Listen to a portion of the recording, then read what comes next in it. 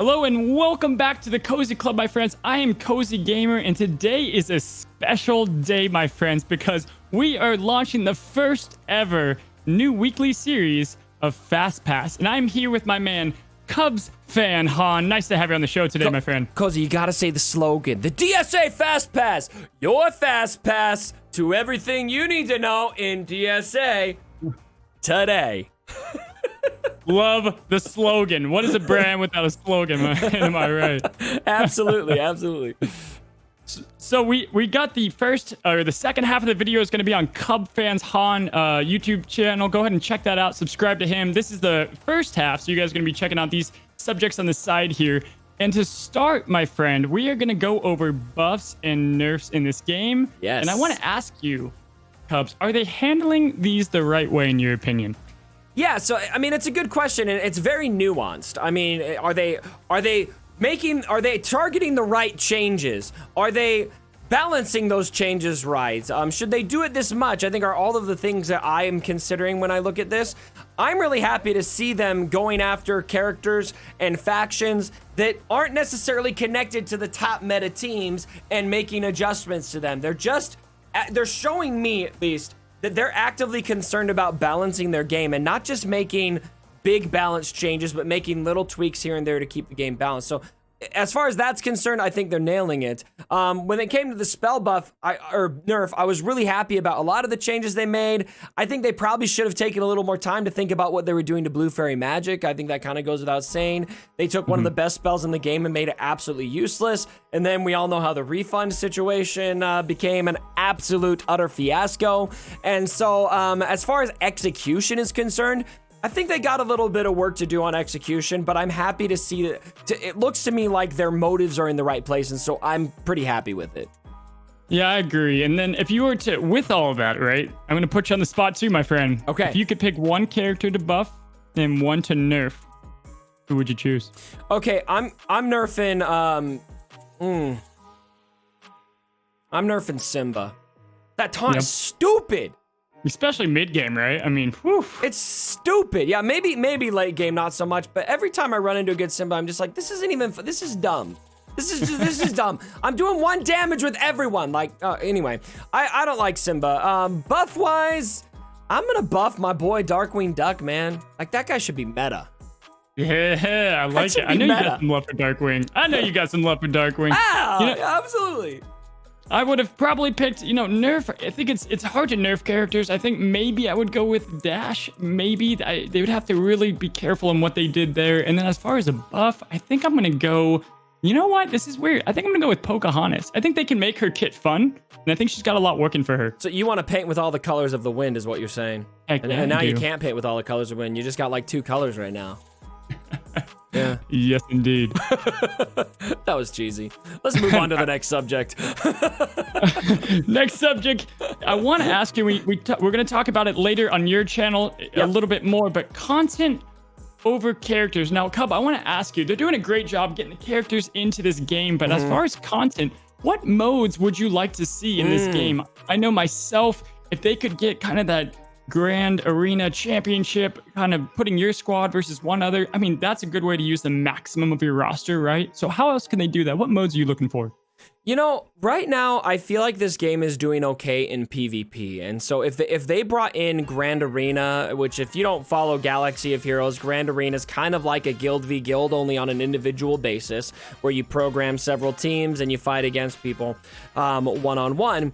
Now, don't get me wrong, that's my favorite game mode in Star Wars Galaxy of Heroes, and I would love to see that, but I just feel like the game needs some PvE content right now, not PvP. Yep. And so what I'd honestly rather see right now is some kind of raid. In the beginning game of games like this, digging deep into your roster to beat a raid with your guild or club in this case can be really exciting. And so I'd like a Galaxy of Heroes style raid where you got one big boss, maybe a couple different phases that your guild is going after. I think that's what we need. And later on, I'd like to see something like Grand Arena, but I think that'd be a little bit, I think that should be still a ways away after we get some more PvE content. Yeah, I agree. PvE is important. And Cozy Club, we like to get in depth here into this channel, right? And so theory crafting for this raid is so much fun, right? Like Cubs, remember the early and he's a Star Wars Galaxy of Heroes streamer or YouTuber as well. Yeah. Early in those early Rancor days, how fun was it trying to put and mesh together these teams to beat it? Yeah, you'd find these characters, and there was value back then to farming characters just for raids, and the rewards were good enough. I think that's another thing, too, about raids that I would like to see is bring in a game mode where we can raid and go after some really important gear that we need. The gear crunch in this game is pretty stifling, especially once you get a lot of your characters up to gear 5. You're trying to get to gear tier 6. It's just like, man, I'm pay to play, and I'm drowning right now, and so it'd be really nice to see some improvement in that area as well, not just from a content perspective. Absolutely. So I think Glue's gonna deliver. I think they're gonna deliver the PvE content, but man, it'll be fun. I know I'd have fun in a raid, and you're right, GAC down the line, even more fun.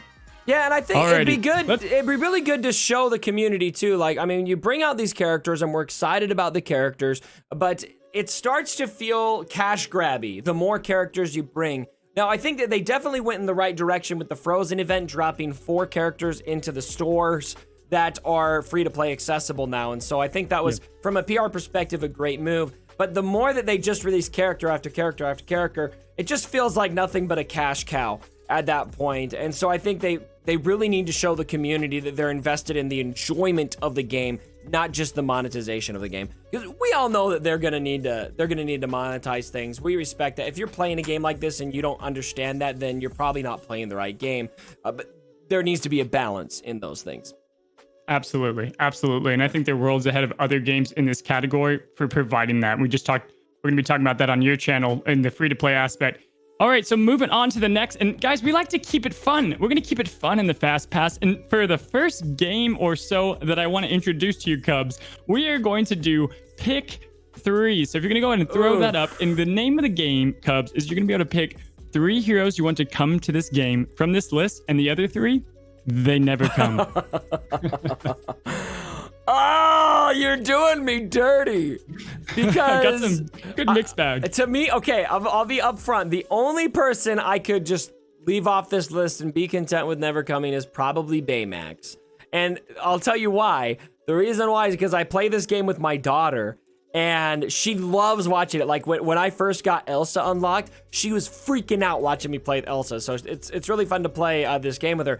She's deathly afraid of Baymax. Like, deathly. I don't know what it is. She's just super afraid of him. We can't even mention his name. And when she saw him at Disneyland once, she had like a full-blown panic attack. And so I can leave him because I don't want my daughter to get scared. But the others is tough. So how are we going to do this? We're going to go one at a time? Yeah, you pick your 3. I'll pick mine next. I have to pick all 3 at once? Actually, go one at a time. You go one at a time. Give me one. Okay, this game has to have Hercules in it. So Hercules is my number 1. Yeah, that's the clear-cut favorite, right? I would say my number 1, looking forward to, I think Beast would be I'm not even a giant Beauty and the Beast fan, but I think Beast would be a cool tank. They have a lot in the kit that they could work with him. They could even transform him or something, like have him. Yeah, that'd be pretty dope. Okay, my second one is Stitch. You have to have Stitch, and he's already in the game, so I guess that's you kind of have to pick him. But if you don't pick him, they're gonna take him out of the game, right? That's true. That's true. Okay. And now I got myself in a bind with picking Beast because I see other 3 people that I want. But you know what? Next up, I'm gonna go ahead and join you. Hercules is the way to go. I mean, having a full mythical Hercules team, 80s Zeus. I mean, that's the dream for, right? So I cannot imagine a game without Mike Wazowski ever and Beast ever, but I'm gonna have to do this because Peter Pan is my OG favorite Disney character of all time. I watched the original Peter Pan movie from the time I was about 3 years old, maybe 2 even, until I was, well into teenagehood. That was my favorite Disney movie for the longest time. And so Peter Pan's one of those characters. It's gonna be an insta whale for me. Insta whale. I love that. You know what? I thought maybe you'd leave him off. I'm gonna go with Baymax because if you haven't been to the stream already, Twitch, you'll see Baymax every stream I do. I love him. I love him, Cubs, I tell you. But then I'm getting rid of Stitch, and that's tough for me. But yeah, I thought this would be fun. I'm sad to see the other ones go. So you're saying Beast and Mike and Baymax are gone for you? That's right. Yeah. Yeah, I gotta have Hercules, gotta have Stitch. I can't believe you're leaving Stitch off the list, man. Like, everyone unsubscribe from this fool.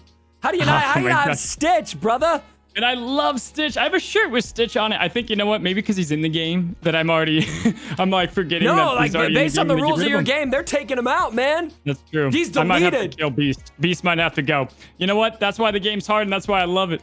Hey, so guys, again, you're going to catch the other half of this video on CubsFanHan, and you're going to see this weekly, so I'm excited to bring this to you, and welcome, and thank you, Cubs. Appreciate having you on the show.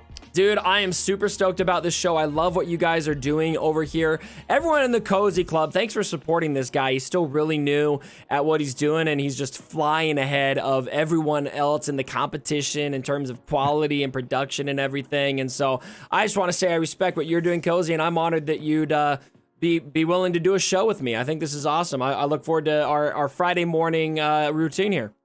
Oh, I'm so pumped too, guys. So, hey, thank you so much for coming over to the Cozy Club. We will see you next Friday for FastPass again. And you guys have a great rest of your evening. See you later.